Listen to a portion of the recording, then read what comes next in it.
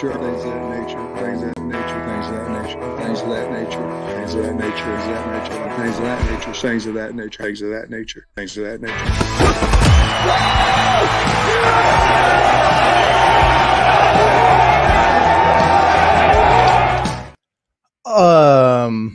Well, that was something.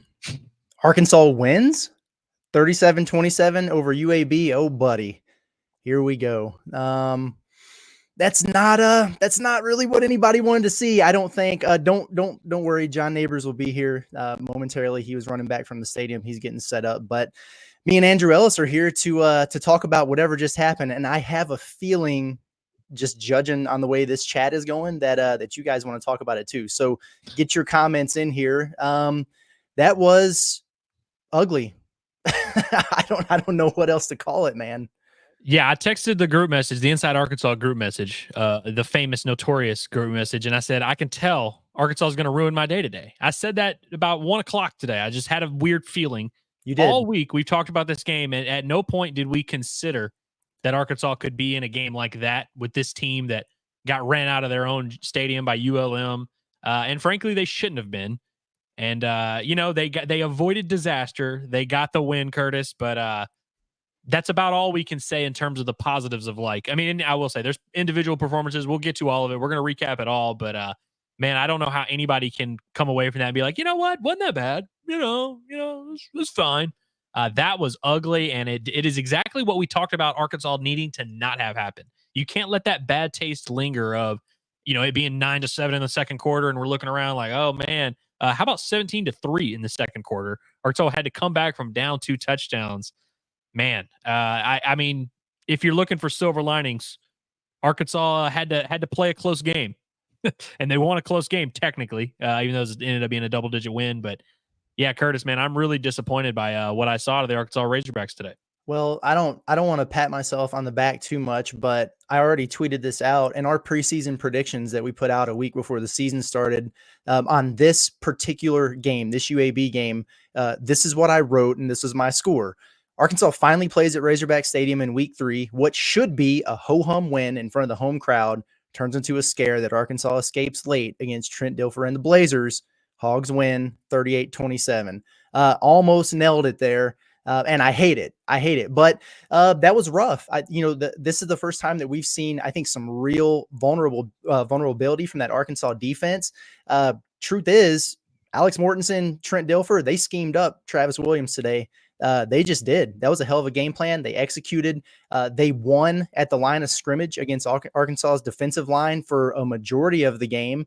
Taylon Green, we have now seen the full spectrum, I think, of what he's capable of, which is, to your credit, I mean, he's got NFL draft pick type stuff and intangibles, but he can also be what we saw today as a passer, which was not good. He finished 11 for 26, 161 yards with an interception, was all over the place. That interception came on that first drive that just kind of compounded things. Next thing you know, before you blink, you're down 10-0. Arkansas, in my opinion, was very, very fortunate to win this game. And the only reason they did is because Andrew Armstrong and Jaquindon Jackson were by far the 2 best players on the team. Those 2 dudes are stallions, and UAB didn't have an answer for them the whole game, especially at the end once they wore them down. But goodness gracious, that was crazy. Yeah, when in doubt, throw it up to Andrew Armstrong or turn around and give it to Jaquindon Jackson, who did not put the ball on the turf today. Hey, good for him. And those 2 things are going to be constants. Arkansas is going to win more games this year because of those 2 guys. And so we kind of knew those were the guys you'd lean on. I just really didn't expect Arkansas to have to lean on those guys as heavily as they did in this game. And yeah, Curtis, it's weird. I'm not going to sit here and make a big picture like, hey, Arkansas season's over. Arkansas is ruined. They can't win anymore. They can't win next week at Auburn. I'm not going to be surprised if Arkansas comes out next week even and looks really good and looks way better, looks closer to the team that we saw in the first half of that Oklahoma State game. That's not the point, though. The point is we all kind of saw this coming and when I say saw this coming, saw the game coming and said, oh, that's a trap game. Like that could be a letdown spot. You talked about it preseason. We all kind of knew that was like the spot. I thought it would happen if Arkansas won in week 2. There would be more of a letdown. I really thought after losing a game the way they did last week, and it being the home opener, which, by the way, announced attendance of 75,000. I know that wasn't the actual attendance, but it did seem like, for the most part, a pretty lively crowd, more than lively to rattle UAB, you would think. Instead, it rattled Arkansas's quarterback, Taylon Green, who, again, we're going to talk about, all of the stuff that's going on with that situation. But it's just disappointing that we all kind of were like, there's no way they'll, slip on the banana peel in this one, for them to come out as unprepared and undisciplined and just flat. I mean, that's the word that just comes to mind. That we saw it a lot last year at home, just flat. Does not look like a team that enjoys playing at home. And, this is our first glimpse of Arkansas inside Razorback Stadium this year. But yeah, I just don't know how you can really excuse that performance in the fact that you're coming off of such an embarrassing loss where you poop down your pants the entire second half. Like, you would think there would be some type of, hey, we got to get up for this one. We got to at least come out, put them to bed early. Frankly, Curtis, I would have been less concerned if Arkansas had gotten up like 31-3 and kind of let UAB work back into the game. If it were something like that, would still be a red flag, but I could at least be like, all right, they came out, thought they had it in the bag, and they kind of let up a little bit. The fact that they just, from the opening tip, was just not there. And I mean, I got to acknowledge, I must acknowledge the fact that Andrew Armstrong and Jaquinton Jackson literally laughed when they were asked, hey, what do y'all see from UAB on film? They're like, nothing. And again, those are the two guys that we just said are the reason Arkansas won this game. So clearly they showed up and were ready to play at least. But I think it speaks to kind of the red flags that we ignored throughout the week and the red flags that continue for this football team in week 3. Yeah. And here's the thing that just, it's very frustrating that happened to home. Here's the thing. We've heard over and over and over, this team is different. This ain't last year. This team is different. This team is different. No, it's not. It's just not.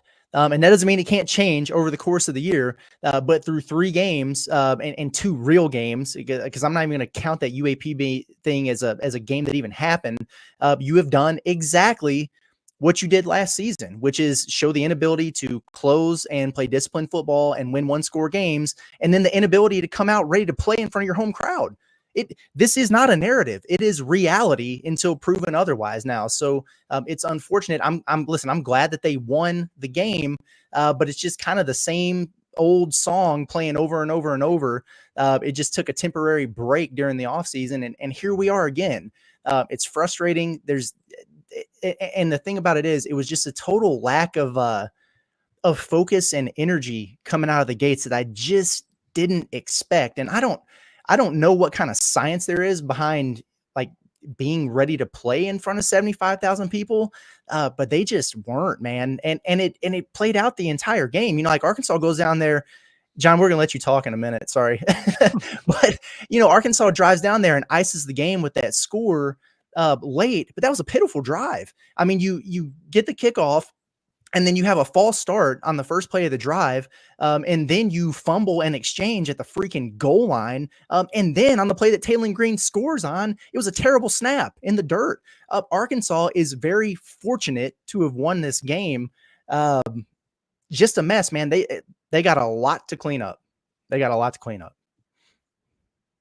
John, did you like what you saw out there today? Man, I tell you, I was just loving that game. It was such a great college football game between a lot of great teams. No, I didn't. I mean, I've been listening to you guys, obviously starting off, and you guys have kind of, you guys laid it out there. I don't know what I saw.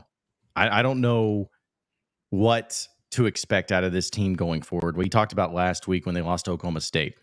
Confidence in this team moving forward. How can you have confidence in this team winning any games? And I was honestly hoping that today would at least be like, hey, this is a team that's pissed off that they lost the way they did last week. They're not going to let it happen again. All of that. And this was the performance that they provided. How can you be, if you're a Razorback fan, how can you feel good? How can you feel excited? How can you feel like this team is going to win any SEC game? Because here's the thing.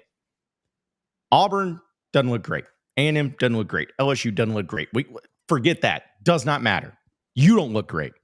Yeah. You, Arkansas, you don't look great. So can you win games in the SEC? Of course you can. But it doesn't matter because you don't look great. So if anybody's feeling like, we could beat Auburn, tell me why without mentioning Auburn. Tell me why you can beat Auburn without mentioning Auburn. Tell me why you can beat A&M without mentioning A&M. Oh, well, they're not as good. No. Tell me about you. Tell me about you, Arkansas. Why do you think that you can beat these teams? And right now, I have nothing. There's no ammo in my arsenal to sit here and say, this is why this team is going to win so-and-so games and beat these teams.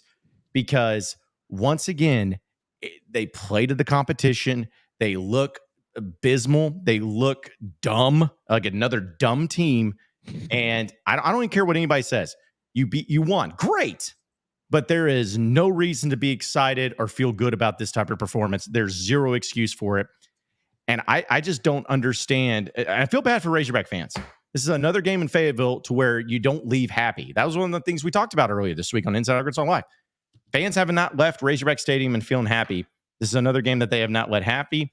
And it's frustrating to watch this team constantly just look average at best and continue to showcase this type of performances. It's terrible. It's absolutely terrible. Yeah, no, it's very frustrating. That's probably the perfect word to sum it up. And I mean, we'll hear they'll say all the right things, as they should. Like, you shouldn't really expect anything else other than, I would really like to hear Pittman, and I can't wait to listen to this press conference when we're done here to see if he just addresses look, I don't know how the hell to motivate my guys to play in Fayetteville, because that's just crazy. But we'll hear the whole thing about like, hey, you need to learn the same lessons in a win that you wouldn't have lost. And we just got to get better, back to the drawing board. Like, you'll hear all those things.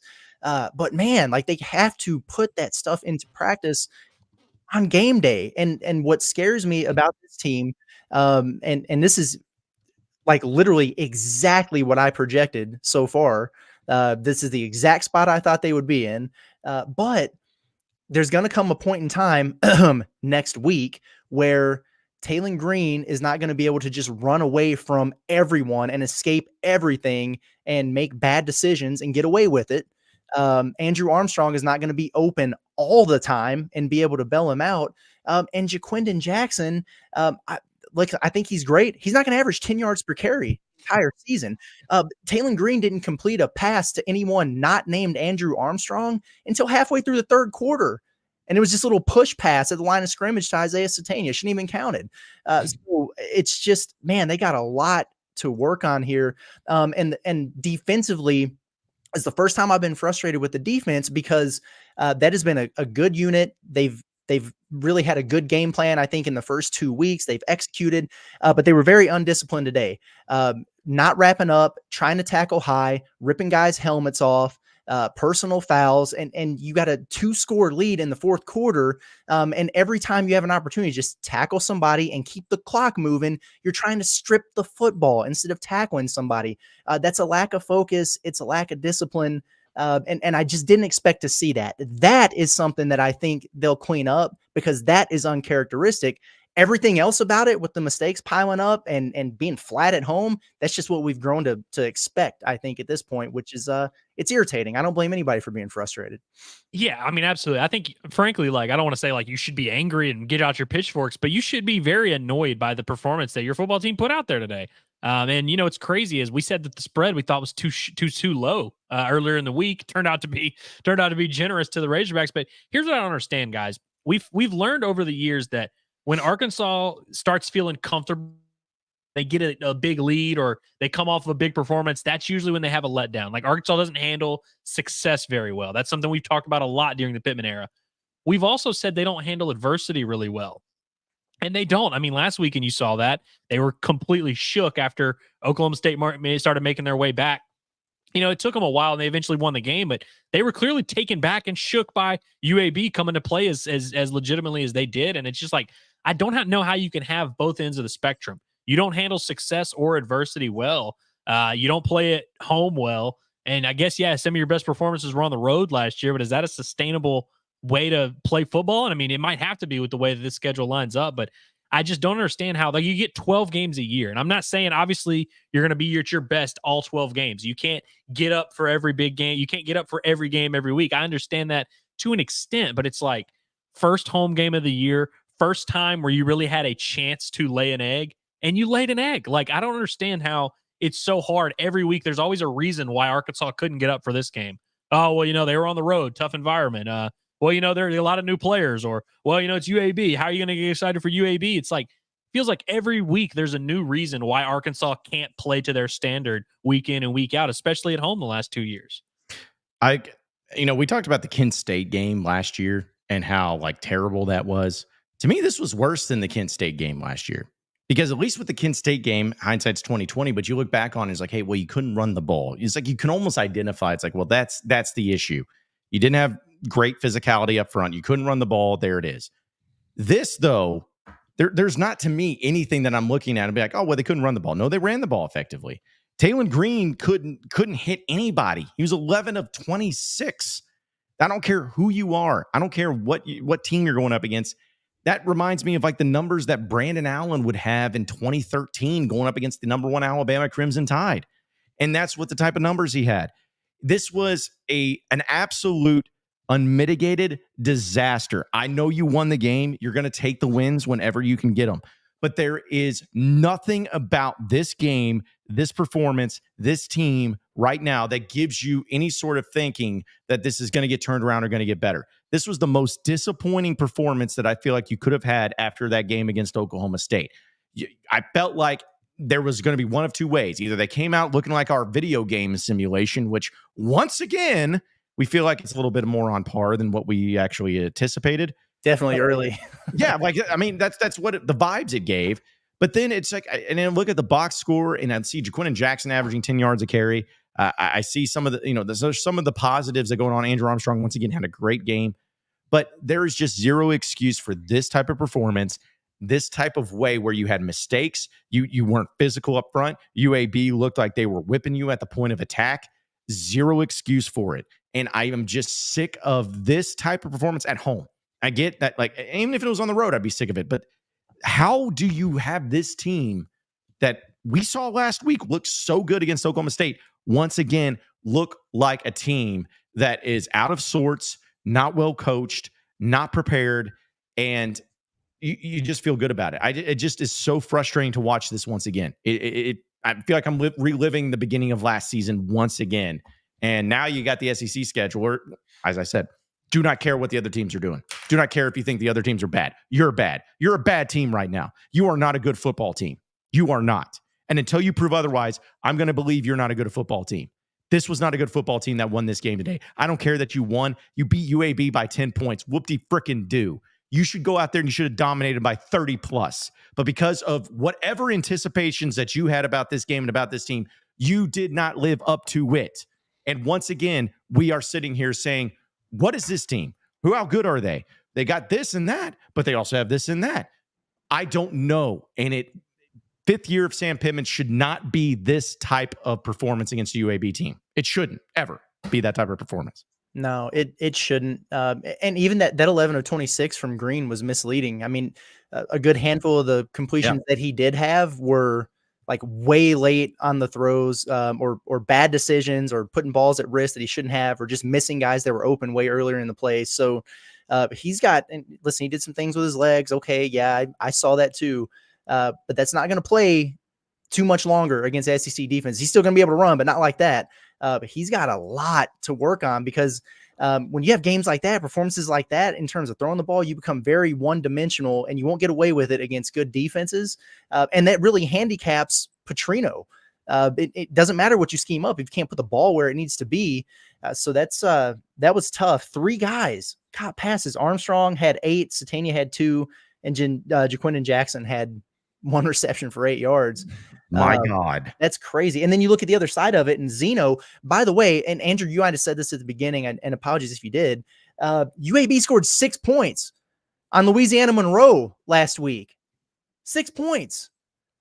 And this dude comes out here in this game, he was sacked 6 times, or 5 times, I guess it was last week. How many sacks did Arkansas wind up with today? A couple? Maybe 2 or 3. Yeah. And he goes 23 of 32 for 235 and 3 tutties. Come on now. Well, and then, if we're going back to Arkansas's quarterback, Taylon Green, I do just want to point out, since we're patting ourselves on the back a little bit for some of these things, it's not like we didn't tell you guys that this was a very real possibility, that he was going to have games like this where they just struggle to throw the football. In fact, Curtis said in our little pregame thing, we're going to do our postgame accountability later, that, he felt like this was a game where Taylon might have more rushing yards than passing yards.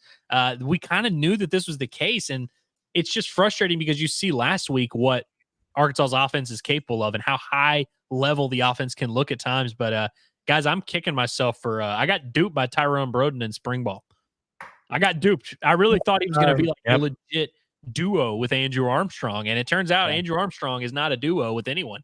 That is a bad man that is hard to defend for anyone, but he does not really have much out there. I mean, we've been waiting for the Satania thing to get going. That hasn't happened yet. Tyrone Broden, he and Talon just are not on the same page. It's been that way since the game one.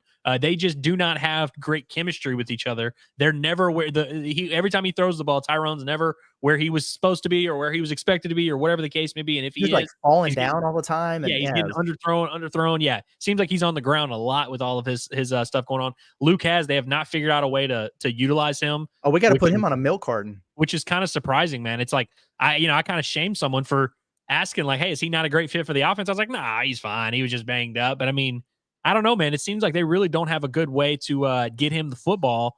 And we'll see how this works. I mean, when you get into SEC play, you find out real quick who the dudes are that you trust. Arkansas knows that they have two guys in Armstrong and Jaquin Jackson they can trust. But, man, it's just going to be really tough for me to talk myself into the idea that this team is about to go to Auburn and win.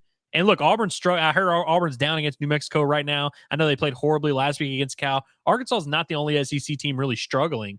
But, man, there's just so many red flags that we would have to ignore to feel confident in this football team, at least in the coming weeks. I'm just looking at some of the numbers and seeing some of the reaction. Here's my thing, Razorback fans. If anybody tells you anything other than to be pissed off about this game, do not listen to them. If there's any media members, if there's anybody that's like, that's a veteran UAB team, tell them to STFU. Because there is nothing about this particular team in this particular game that you should feel good about. I'm sorry. Maybe I'm living in the moment. Maybe I'm being too emotional. But Jaquin and Jackson averaged 10 yards a pop. Great. What does that mean? You did against UAB. Like, I just don't care. And right now, if Arkansas was to play next week, Mississippi State or Auburn, which they are, or Texas A&M, no matter what the SEC team is that they're facing next week, I'm picking Arkansas to lose. When we do our predictions, once we get closer to the Auburn-Arkansas game in Auburn, I'm picking Arkansas to lose. Because this is not a good football team. It's a very undisciplined team. They do not have the mental capacity and the mental toughness to be able to overcome adversity the way that they should be if they're wanting to be a good football team.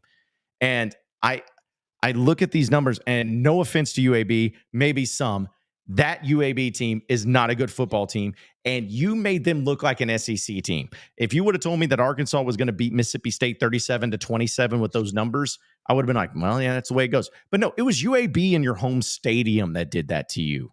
Not in Oklahoma State. That team UAB did that to you.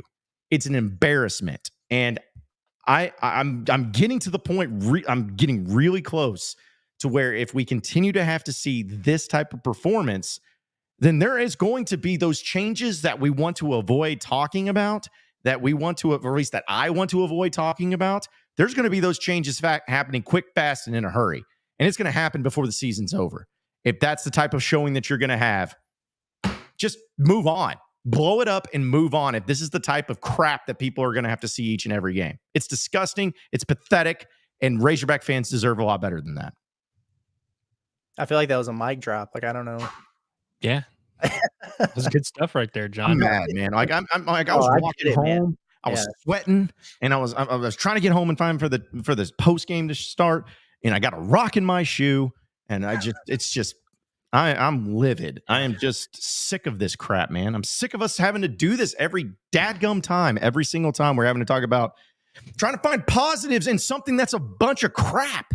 That's what pisses me off the most. I'm trying to sit here and find silver linings in some sort of big pile of mush that has nothing there. But there's nothing there that I can sit here and say, this is why this team's going to be good. Instead, I'm sitting here with my thumb up my rear end trying to figure out what the crap this team is. Do they suck? No. But they're not good. I don't know. I don't know what this team is. You know, that's what's funny is like, I see a lot of people that are kind of like, oh, same stuff, different year. And, oh, this is just like last year. That's what's crazy is it's really not. Like, this team is clearly better than last year's team, but they're just bad and deficient in different ways. Like, they make a lot of stupid mistakes on both sides of the ball defensively. I will say they got a turnover there at the end. TJ Metcalf got the pick as Zeno was just kind of throwing stuff up there, but defensively, they just don't force much havoc on offenses. They don't make other offenses uncomfortable at all. It's just a matter of if their quarterback completes passes, which when Alan Bowman was missing left and right, it was great. Offensively, like they can move the ball at a much more consistent rate than last year. And the offensive line has improved. I guess like if you're really looking for a silver lining, the offensive line's improved. Addison Nichols came out of this game. I guess we should, mention that even with kind of patching it together, they're not like a completely useless unit. But they do too many stupid things that don't, they'll rack up yards, move the ball, but it doesn't lead. I mean, they scored 37 points today, but I think we all agree they should have been able to score almost at will on this UAB defense. And I feel like, I don't know, I just don't feel crazy for being extremely disappointed with the fact that this offense seems to like get in their own way more than they're able to string together consistent success. And this is crazy for a team that started 10 for 10 or whatever in week 1. But man, it's like anytime they face any resistance, they just kind of falter to it. Yeah, I'm worried about the trenches, honestly, on both sides of the ball. Like, I agree that the offensive line is better, but I mean, they got a lot of work to do. And like Jaquindon Jackson's popping off 10 a carry. I get that, but you have a bit of an issue there when you struggle in pass pro and Taylor Green holds onto the ball too long at times. And I think this would be a lot worse if he wasn't. I mean, he's doing some of the KJ Jefferson Houdini stuff back there to escape sacks. But they've got some stuff they need to figure out there. Yeah, I'll be anxious to hear what's going on with Nichols. Wiggins got bull rushed a couple times into a sack. Like they struggled some off the edges. Like it's better, but they have a lot to work on. Defensive line, I'm super concerned about at this point. Yeah. This was UAB, who Louisiana Monroe just absolutely dominated them in the trenches last week. Arkansas had 2 TFLs and 1 sack. In this game, 2 TFLs and 1 sack in this game. 119 rushing yards. That's not crazy, but it's too many to give up to UAB. I'm worried about that unit. I mean, dude, think about Arkansas is going to face some really good quarterbacks. Think about what Quinn Ewers is going to do when you give him all day back there. Think about what Jackson Dart is going to do back there all day. Hell, think about what Garrett Nussmeier, who's a freaking roller coaster, but Arkansas is not going to be able to get pressure on him. And I feel like LSU is going to be able to move the ball at will against them. And look, like it's crazy because we're nitpicking a lot on the defense here. And really it's just that D line that you have big picture concerns about. Although I guess we should talk about the secondary, which was missing Hudson Clark, was missing Jalen Braxton today. And boy, did they miss him. But I'll be honest with you guys. It would be one thing if, Jalen Braxton's out and Jaheim Singletary gave up 9 receptions, or, hey, Hudson Clark's out there and, TJ Metcalf had to play a bunch of snaps and he fell. There's guys that Arkansas is counting on to be good in the secondary that are just getting diced up. And I mean, I'm not going to say any names, but the nickel, number 3, really, really, I mean, he was targeted 15 times last week, I believe. Now I think they only completed 7 or 8, but there are a few flags in there. I assume that number is going to be 12 to 15 times again today. Yep. Like opposing offenses have really figured out where to target this Arkansas defense. And I think offensively, when you flip it around, I think Arkansas's offense, which, moved the ball at will for the first 6 quarters of the year, I think teams are starting to kind of figure out where their strengths and weaknesses are. Wait till teams find out that Andrew Armstrong is the only receiver that can get open. Because that's going to be a little bit of an adjustment period. We talk about Taylor and how athletic he is, and all that's valid. He's going to continue to impact games with his legs, but teams are getting more and more looks at him and seeing where he's strong, where he's deficient, and it's not going to get easier. The competition is going to get harder, and teams are going to have more film. So anything that's a red flag now that you want to talk yourself into ignoring, don't. It's not going to get better unless something changes drastically here. Yep.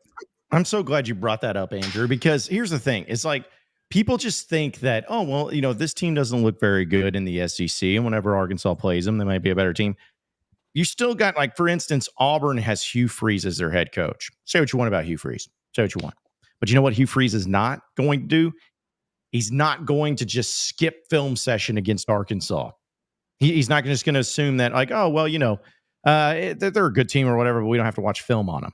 He's going to watch film, and he's going to see, like, geez, this offense, like Taylor Green can't hit the broadside of a barn. I mean, Andrew Armstrong's the only guy that. Do we even need a guard Luke has because they can't find him in space? Right now, Arkansas is a team that nobody looks at right now and being like, dude, they got so many weapons and they're a threat right now to anything. They just have not, like, we know what they're capable of, but they haven't showcased it in the way that it should be showcased. They haven't showcased the offense, whether it's the rushing attack or the passing attack, to make other teams in the SEC really be concerned. They're capable of it, but they haven't shown it. And if you were ever going to come out and just firing and just saying, hey, this is the time we're going to get the reps from our second teamers, we're going to get Malachi Singleton in, this is it. Like this is it. It's no holds barred the rest of the way. You got nothing but SEC games the rest of the way. So it's do or die right now. And your next two games are against teams that you, quote, could beat. But if you don't, it's over. It's done with. Finito, pow, move on and blow it up. You're out of chances. You're out of time. It's right now. And this is not providing any sort of substance or any sort of confidence for any Razorback fans. Yeah, this is going to get weird if they lose to Auburn next week, which is very much on the table. Yeah. So, it's crazy. It's like those situations where you you plug one hole on the boat but you create another one at the same time. Because last week was all about Arkansas not being able to get out of its own way, and they had plenty of self-inflicted wounds in this game, and they came out flat. But to me, a lot of this was about they just didn't necessarily seem prepared, not on the level that they have been in previous games, because you're never going to be able to convince me that, again, no disrespect to the UAB offense and that staff, that they're going to be able to scheme up Travis Williams and that Razorback defense the way they did. And then vice versa with some of the things they were able to do on the other side of the ball. That was, I did not see that part of it coming. I just didn't. Yeah, I mean, how can you expect them to get up for this game, Curtis? They're just children, and they're out there being asked to play UAB in front of their home crowd, 75,000. How can you expect them to get up for this game? And Caden Jowers, he has the answer. Shout out to Caden Jowers, who provided us with a super chat. Appreciate you. We appreciate that. All those coming in. And we will touch on every single super chat. I promise you. A lot of comments. We are getting into the chat. Yeah. We will touch on the super chats. But Caden says Arkansas should schedule all their games on the road next season. Watch. And then next year, when they do that, they get the 12-game road schedule. Be like, well, and away from home, it's really hard to get going away from home. We'll have a built-in excuse. It'll be great. Timothy Long says they overlooked them. Trap game came to pass. This is true, but I know we appreciate the comment, Timothy. I hope you had a great time with your daughter. Yep. Hope you had a great time with your daughter. Happy birthday weekend again. But this is not a good enough excuse for me. Welcome to the Razorback experience, buddy. Welcome, John. Yeah, Timothy. Yeah, I'm sorry your daughter had to witness this just bunch of nonsense that from this team. I'm sorry that was her first game, because I going back to the earlier comments that you talk about the home field and everything. I think EA Sports College Football, what they need to do is anytime that you're Arkansas and you're playing on the road, they need to have the reverse effect where suddenly the atmosphere is going against the home team, because that's what it feels like. Whenever you're in Arkansas, it seems like, oh, crap, we're in front of our home fans. Let's piss down our legs. We don't know what to do. And the crowd was, I'm not going to sit here and say the atmosphere was just electric, but there was a ton of fans. I looked up in the second deck, beginning of the game and in the early part of the game. It was pretty much filled. I feel like there was at least, if there wasn't 70,000, it was pretty dadgum close. That game that they all showed up to, it's sad. And I talked to so many people in there that are just like, what are we doing wrong here? Are we being too loud? Are we allowing the calls to get in too clearly? Because the home field is just non-existent and has nothing to do with the fans, and that's what's upsetting.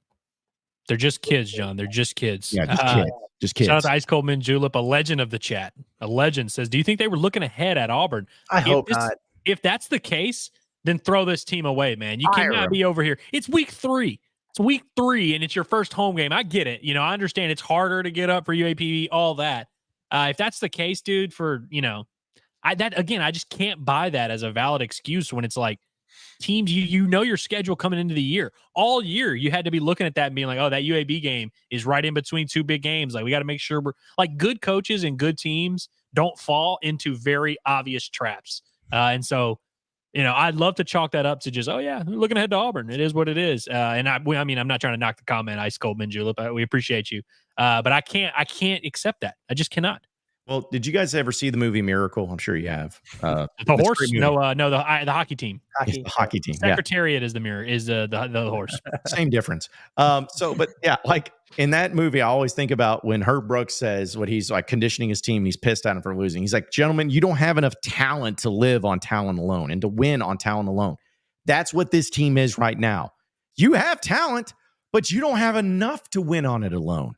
You got to do the small things. You got to do the smart things that teams are supposed to do. And whether it's preparation, whether it's, not making the mental mistakes, whatever it is, you have talent, but you're not good enough to win on it alone. And if this team feels like they're just good enough to win because, we got good players, they're not going to win games. Plain and simple. Yeah. I mean, it is what it is. The only way that this is going to turn around is if Big Womp gets his request, which is Curtis for athletic director. I vote for this, actually. And I'm not trying to usurp Hunter Yurachek yet. Some Game of Thrones stuff about to go on within the game. Like the Hunter Yurachek campaign has not started yet. I like this comment. It says Sam Pittman's signature move is to be unprepared at home. Facts. I mean, what was the best game? I don't want to take shots to man, but I mean, it's a staple of the era, bro. Texas is about it. Texas, that game was an anomaly. That was the one. That was the one. See, they can get up for games. All you gotta do is play Texas at home. Well, that's what's gonna be funny. Well, when the Texas game rolls around, bro, you better get up for that one. Brother. Yeah, I can't wait to see when Travis Williams is getting a team up for that one. So much for flushing last week's game down the toilet, says Evan Baker. Yeah. Now, again, it's like it's one of those things where no matter what happens, if Arkansas has a big game, then the next game, we came out flat, we got a little comfortable, have a tough loss. Well, we were still thinking about last week's loss. Like, it's just gonna be that way. Yeah, I mean, Shane Duckworth says, "I know you don't want to become one-dimensional, but run the damn ball. Also, wrap up and actually make a tackle. The wrap up and actually make a tackle is a big one too. I mean, and run. I mean, great comment all around. That's why we brought it up. I can't recall seeing a team hit so high so consistently for an entire game. Just fundamentally not breaking down. It goes beyond not wrapping up. Like they're literally trying to tackle guys at the shoulders. That just doesn't work in D1 football. But yeah, the number of face masks and some of them that just flat out happened that weren't called. So thanks, I guess, for that from the Stripes, but ripping guys' heads off and, just trying to strip the ball. Like that was just an undisciplined effort. That was really uncharacteristic from the defense. Didn't like that. They really could have just not thrown a pass this entire game and probably had a better outcome. So it was crazy that it took them so long to just, commit to the run. But yeah, it's just a mess. And I see here from Nick, because we don't know, obviously we're doing this while the presser is going on, but it says at the press conference, Pittman's blaming the lack of physicality at practice last week and still being beat up from Oklahoma State. Speaks to someone who's ready to end it and get the season over with. Yeah, I don't know if he feels that way or not, but it's just for anybody who doesn't like excuse making, I would probably say don't listen to that because that's what it sounds like to me. If that's the case, I'm sick of this nonsense, man. Like this is just like, what are we doing here? Like, what do you mean? Physicality. You're the head coach. Like I'm looking at some of the quotes.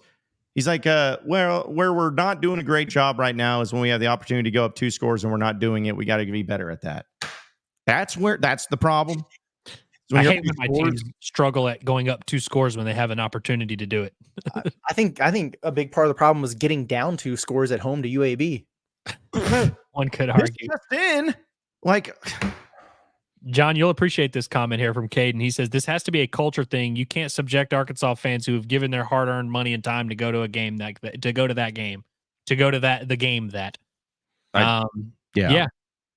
I mean, look, I hate to like, man. Again, like we're not sitting here being like, hey, Sam Pittman he actually hates playing at home and he doesn't, but when there's a routine, whenever we kind of come to know and expect things. Like you talk to Hog fans all week, they're all kind of dreading it because they're like, oh man, I hope they don't screw it. I hope they don't ruin our day today. John, I was saying to Curtis earlier how I texted the group message. I was like, I feel like Arkansas is going to ruin my day. You did. And they ruined my day. It's kind of crazy. Yeah. By the way, I honestly thought about texting back and be like, "Hey, Andrew, don't worry, man. Be fine." I'm glad I didn't. I'm glad I didn't have signal where I was because I wanted to text that, but I'm glad I didn't. It just sucks that you almost have to put a disclaimer on everything you say that's positive about this team. It's just kind of crazy. Like right away, they got down, 10-0 right away. And I'm like, oof, that's familiar flat start for Arkansas, but they'll be okay, I think. You got to put a disclaimer on everything because there's just always the possibility of it blowing up and going to hell. Yeah, it's like I saw that what they had. Somebody came by and was like, third down, 7 of 12. They went 7 of 12 from third down conversion. Like, well, butter my butt and call me a biscuit. Great. Hang the banner. That makes you feel so good when you are able to convert third downs that don't matter against UAB, the Blazers, and almost destroyed their football program. Like, I just, again, if anybody wants to find positives, meet me out front. I'll fight you. I'm going to fight you in person, like gladiator style, if anybody has any positives to take from this game. Well, I thought the positive was being able to fight you. Like that's what I thought you were saying there. Weapons of choice. Like you can do it with your words. Anchorman style. Yeah. Like I got a Razorback baseball and a screwdriver. Let's go. Like that's all I need at this point in time. Well, John, since you're so riled up, I feel like this comment it's about time we address this because everyone in the comments was talking about this. Walton Gamble says it's crazy that QB2 didn't get a look. Do y'all agree with this assessment? Do you think that Arkansas should have turned to Malachi Singleton? I don't. However, I was getting there in the first half. Like after the first quarter, I was looking at that and he hadn't completed a pass or whatever, and he threw the pick and just really all over the place. And I was thinking, man, if they get down, 24-3 or something, then we might have to address this. But even going on further into the second quarter, when he was just really all over the place, like it did cross my mind thinking, man, maybe they need to give him a look. But I don't think you can do that when your team, despite him, because he wasn't any more accurate or better in terms of throwing the football, but they were coming back and they were getting a little bit of momentum in terms of closing the gap, and then they tied it and stuff. So I was never full on like, get Singleton in the game. But I ain't gonna lie, I thought about it. I thought about it heavy. Yeah. Well, I didn't think I'd be there, but I was close today. But I agree with you that I'm not quite there yet where I'm like, hey, they need to bench the guy that they brought in to be the starter. Yeah. The only reason I would have been there is if the reason Arkansas sucked today was because of Taylor Green, and that was it. Like, if that was the only reason why they were struggling, then I'd be maybe in favor for it, at least think about it. But this was a bigger thing than Taylor Green. Like, this was a much bigger issue than just Taylor Green. So I don't think that that's worth something to change right now and think that, oh, well, just put Malachi Singleton and problem solved. You'll beat Auburn. And it's also, you also have to think big picture about that too. I know nobody wants to hear that, but like after the first 2 weeks and leading into this game, everybody was, calling Taylor Green a first-round draft pick, and just that was an unfair shot. But no, in all seriousness, like he was one of the higher graded quarterbacks in the country, and he's throwing and running, and people are like, man, look at this guy. Arkansas hit a home run in the portal. And I still think he's a really good player, but then to get a quarter and a half into a game where he's really struggling and to bail on him, that's a good way to completely lose all kinds of confidence and cohesion between quarterback and staff and the offense and everything. So that's probably something they had to consider there as well. But yeah, I mean, if you come back out next week against Auburn and you're, whatever he was, 1 out of his first 10 for 9 yards and a pick, I mean, right. I got some news, I guess, from Sam Pittman, or okay. that, but it sounds like, according to sources, that Jalen Braxton will be back next week. However, it looks unlikely that Hudson Clark will be back next week. Okay. So that sounds about right. I mean, bone bruise versus a back injury. Yeah, Braxton was warming up at least for a little bit today, and I think Hudson was just in street clothes or whatever. So yeah, absolutely. I do want, and if anybody sees it in the chat, or I guess John, if you see it or whatever, if he says something about Nichols, I'd be interested to know what the situation was there. And then the kid from UAB, that was scary, man. That was really scary. I mean, I'm not trying to like take away from the kid's health and make it about Arkansas here, but you want to talk about the like helmet, tackling high and reaching for the helmets. They had what should have been 3 face mask penalties, but also it's like that's why this rule exists. It's a dangerous thing when a dude's helmet comes off. Like, it's just not what you want to see. But glad he at least started moving around a little bit and was able to kind of give the give the hand up a little bit. But good, yeah, that was a very scary little play there. And I thought it was about to happen again with their quarterback on that last drive. Yeah, I'll be honest. When I was watching that in person, I was kind of like thought that maybe he was. It sounds bad, but just in real time, I was like, okay, well maybe he's just trying to nurse it, trying to get the call. But then when I saw the replay, and not only did his helmet get ripped off, then you had Landon Jackson just come in with a helmet shot, and boom, right in the head, and then the dude gets like tossed to the ground, and his head hits the ground. Yeah, that was a scary moment. So yeah, hopefully it looks like he's going to be okay. Look, from at least the reports there on Twitter, from what Trent Dilfer said, he's going to be all right. So yeah, that was definitely a scary moment. I like this comment here from Jordan Harrison. He says the most concerning thing was how bad those UAB ball carriers consistently ran over the defense, not just missed tackles and dudes falling forward by several yards. Yeah, that opening drive when Danico Slaughter, who I know he's been getting ripped for his pass coverage, but man, just meets the dude 2 yards in front of the first down marker and just gets blown back. That right there was a little bit of an early like wake up call of like, oh, this ain't sweet. Oh man, yeah. I mean, that offensive line for UAB, they dominated in the trenches when they wanted to, and then they did a great job, I thought, of baiting Arkansas into bringing pressure and just dumping it right over the top of that and picking up those huge gains. They schemed them up, and then they also Sam Pittman's favorite out physicaled them. That's shades of liberty, man. I don't know. Shout out to our boy Timothy Long, who came with another super chat. He said, I'm pissed, just sad and pitiful. For F's sake, Arkansas State lost by 10 to Michigan. We will see what happens this year. Change of guard is.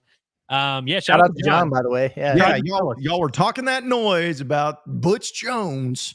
He's over there covering spreads. Somebody in the comments from yesterday's show went straight to it and said, Curtis and Andrew don't know football from their asshole to a hole in the ground or whatever. It's like John's the only one that needs to be speaking about ball. Yeah, because I just guessed. Yeah, be honest. Correctly guessed that Arkansas State would cover the spread.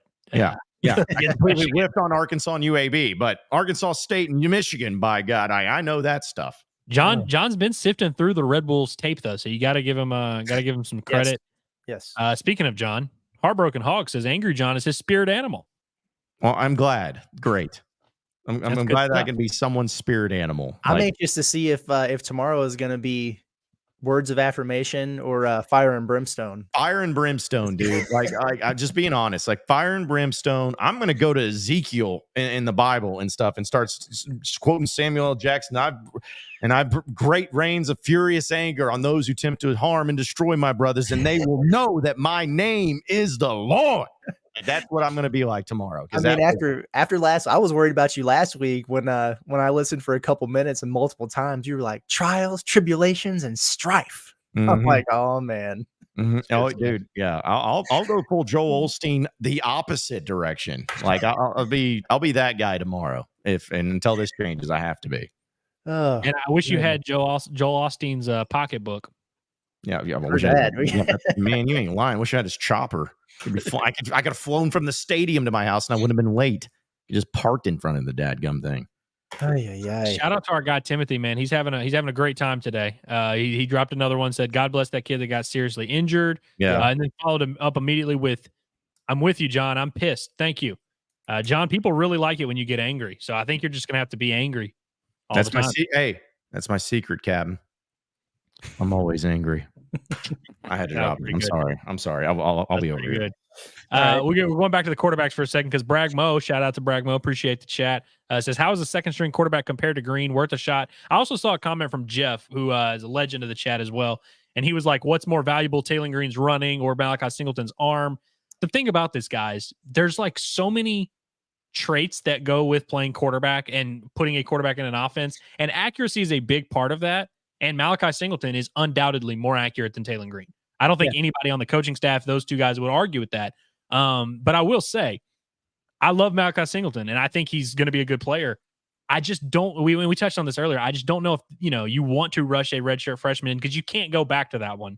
And so, look, is he worth a shot? I think he's a guy you could put out there. I just don't know if the timing, like right now, is the time to do that. And there will be a time and a place, but I think Taylor, he's a roller coaster. I think you just kind of got to wait until that roller coaster gets to the top of the hill again.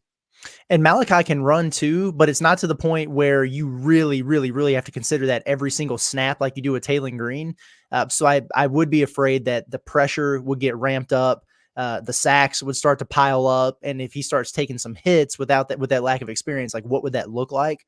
But yeah, all that to kind of say exactly what we've said and what all of us have said Right. is if Green has more performances like this, I mean, you got to do something. Like this was just not good enough.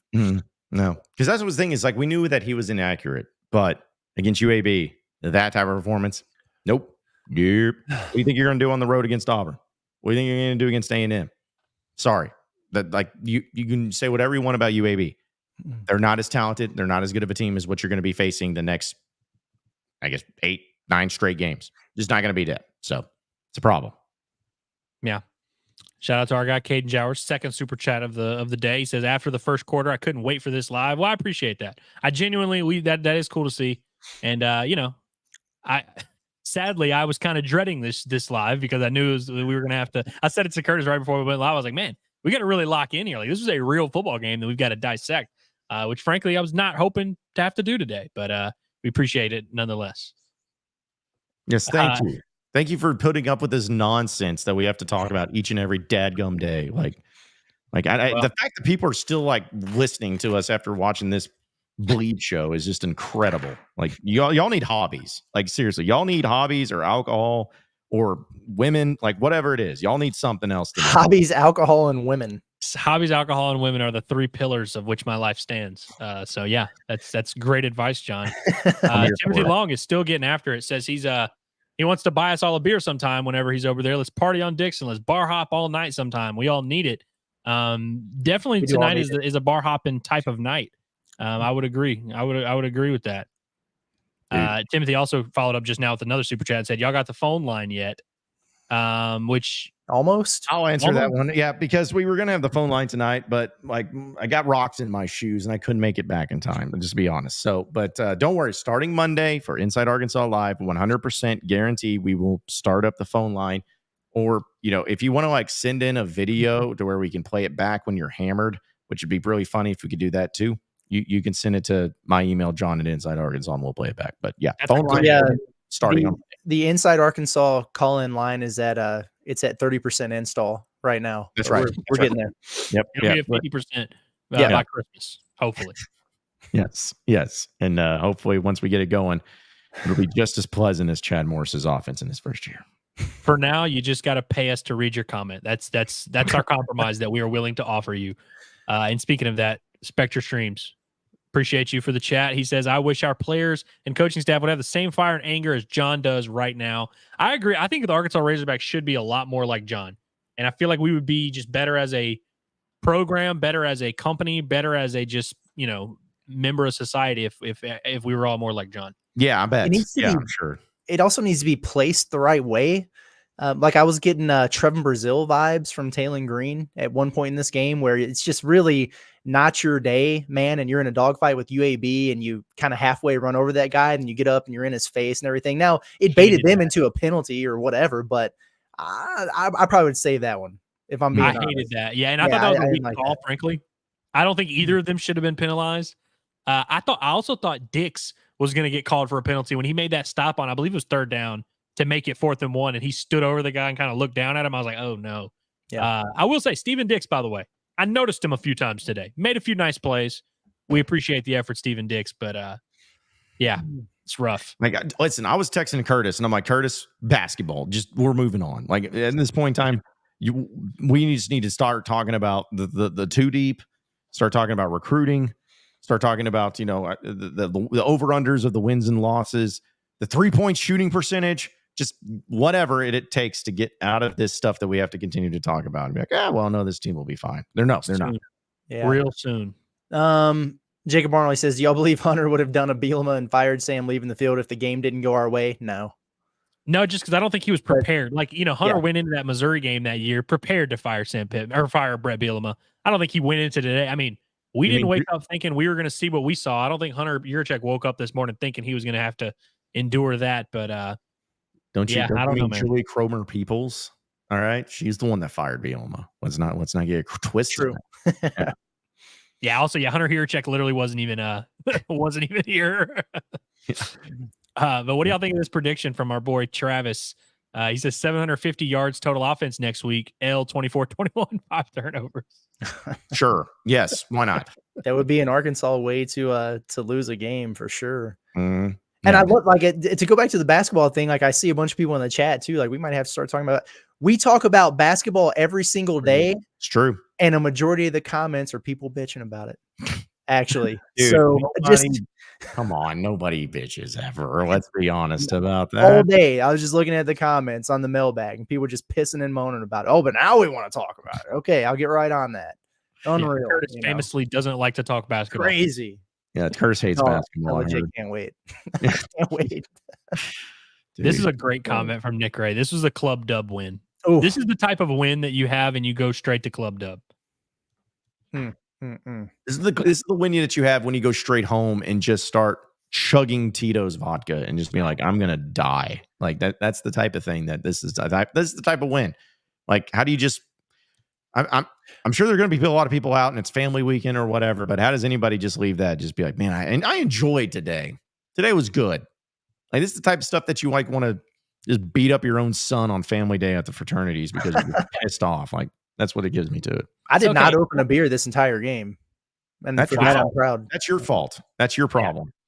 That's shameful work. What do y'all think about this? This guy says, okay, I'm not calling it, but if we beat Auburn by 2 touchdowns, this game would be irrelevant, right? Because I've seen a few comments kind of hinting at that of like, well, if they beat Auburn, then you just chalk this up to overlooking.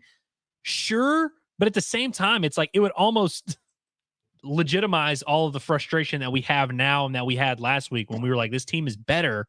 Yeah, it would be irrelevant, but here's the problem.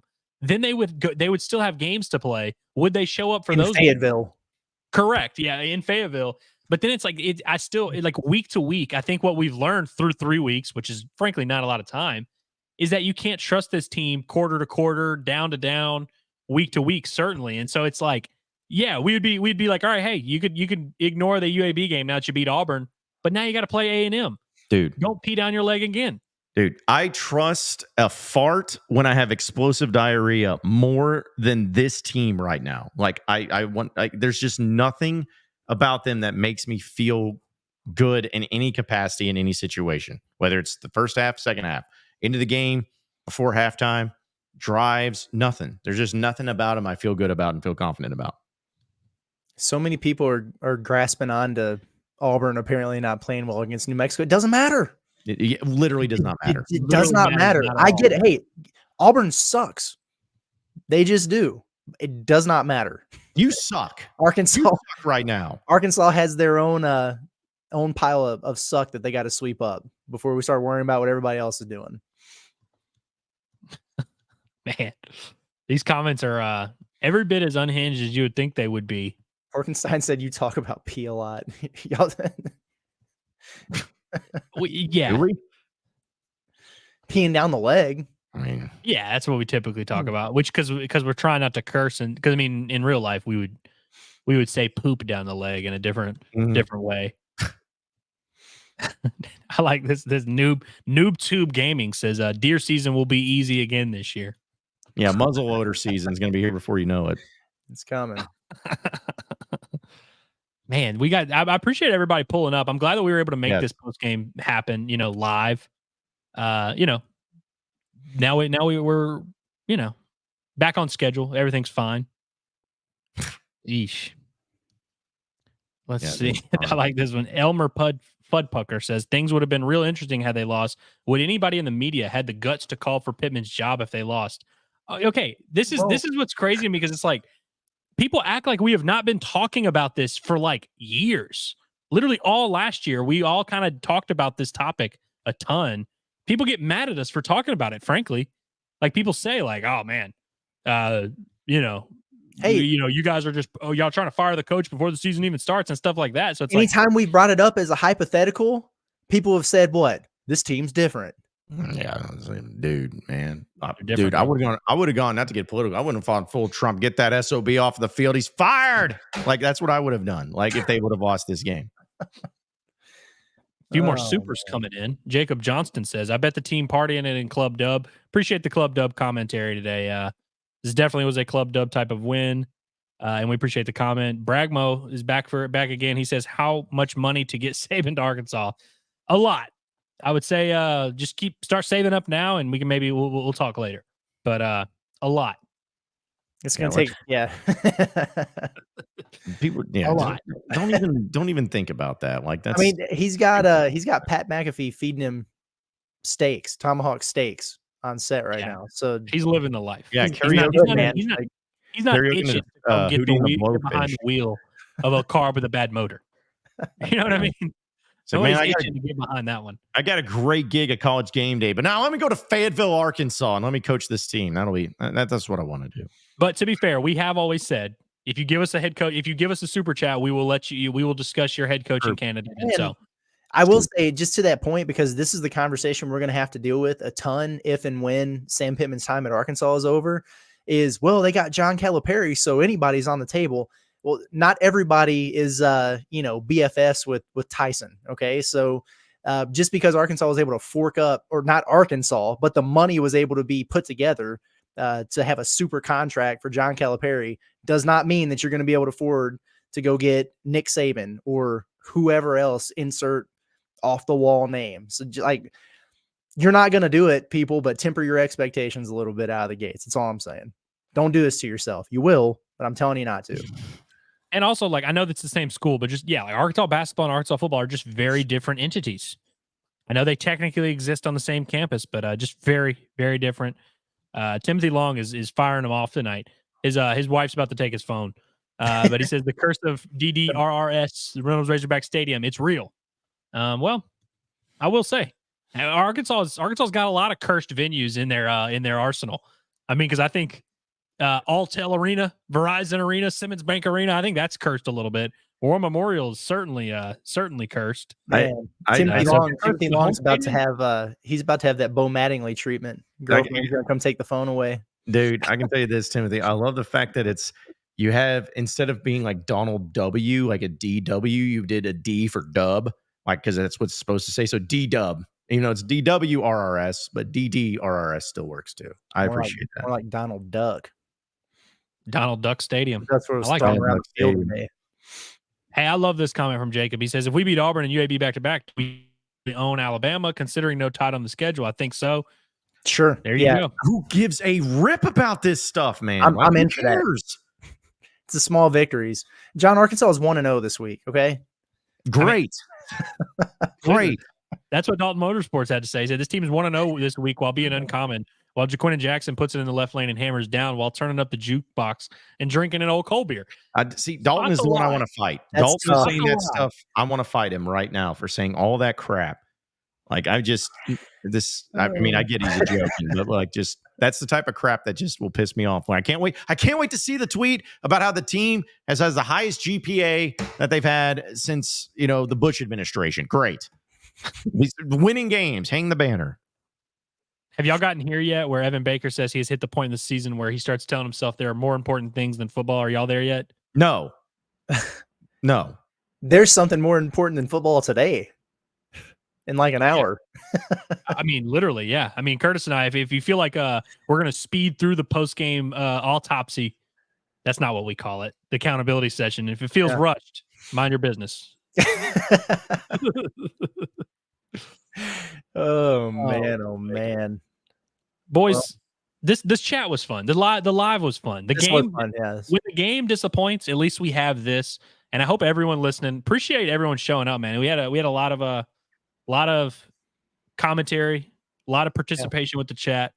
The beauty of it is moving forward, get into SEC play now, no matter how it goes.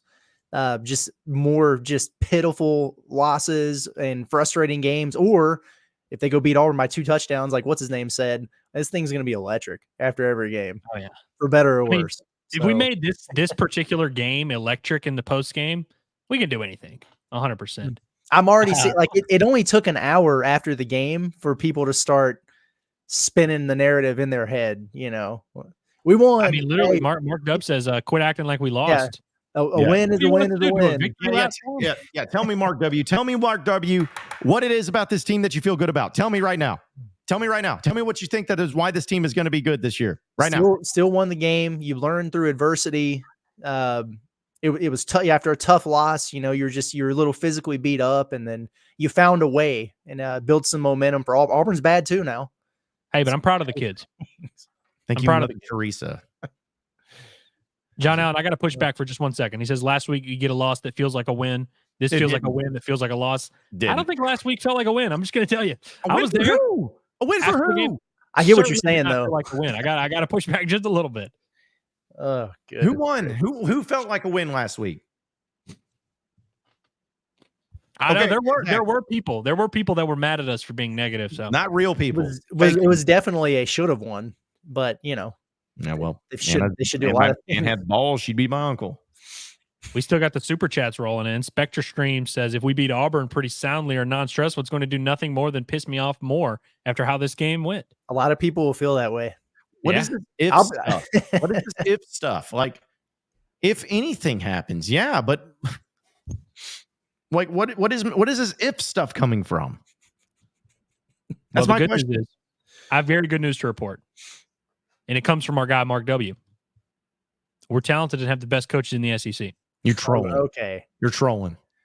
You're banned. Ban him. Ban him right now. He's not allowed to chat anymore. Ban him. They are talented. You know who we're not banning? Timothy Long. He's back for more. Auburn's trash, he says. Oh, yeah. Timothy, if you're going on Dixon Street, I'm going to repay you in the money that you provided us on this live stream. I love and just this. buy you some drink, man. You deserve it. We appreciate you for some reason. I don't know why you keep giving us it, but we appreciate you. Oof. Well, what do y'all feel like y'all got everything off y'all's chest? No, but I've got to get off of this one and talk about it again on another. So,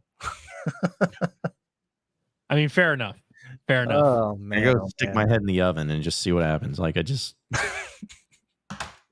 don't know. I just want to be happy on a post game show for once. I know we haven't been in a long time. Basketball, baseball. I just want to be like, you know what? That was a great performance. Well, there's 9 more of these to look forward to. Man, I can't wait. Yeah. I'm just balls deep in excitement about this team and the rest of the way. Like it's just gonna be great. Are y'all leaving me to wrap this sucker up? Is that what's happening here? I don't know what's happening. I feel like I just can't tell if John is. Here we go. I'll end it. Okay. Thank you for watching this crap. Appreciate each and every one of you watching and listening in. Be sure to subscribe for the more nonsense that we're going to provide and trying to make this team out to be any bit interesting for the rest of the week. It's Inside Arkansas. You can subscribe to our YouTube page. You can also follow us on our website where we're going to have great content of giving you and providing the updates on how this team is for sure going to be better this next week against Auburn at InsideArkansas.com. And we're going to keep it going from then. So for Andrew Ellis, as well as Curtis Wilkerson, I am John Nabors. Same sports show, same sports channel. Next week, I hope everybody has a miserable day and a miserable weekend for the rest of your life. We'll see.